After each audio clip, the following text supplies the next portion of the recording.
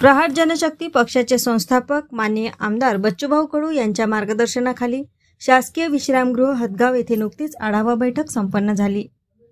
दिनांक 9 ऑगस्ट क्रांतीदिनी संभाजीनगर येथे भव्य अधिवेशन व मोर्चाचे आयोजन करण्यात आले असून या अनुषंगाने सदर प्रहार जनशक्ती पक्ष हदगाव तालुक्यातील पदाधिकारी यांची महत्त्वपूर्ण आढावा बैठकीचे आयोजन करण्यात आले।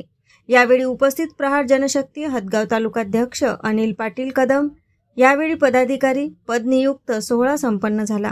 त्यामध्ये पांडुरंग सखाराम कदम उपतालुका प्रमुख हदगाव, प्रवीण शंकरराव कळसे बनचिंचोलीकर संपर्क प्रमुख हदगाव तालुका, संजय योगाजी वाघमारे तळणी निवघा सर्कल प्रमुख, गोपाल खंडू क्षीरसागर आष्टी उमरी सर्कल प्रमुख यांची प्रहार जनशक्ती पक्षामध्ये नवीन पदाधिकारी म्हणून नियुक्ती करण्यात आली। यावेळी उपस्थित सर्व प्रहार जनशक्ती पक्षाचे पदाधिकारी, शाखा प्रमुख, कार्यकर्ते उपस्थित होते। एएस न्यूज महाराष्ट्र करिता नांदेड हदगाव येथून प्रतिनिधी भगवान कदम।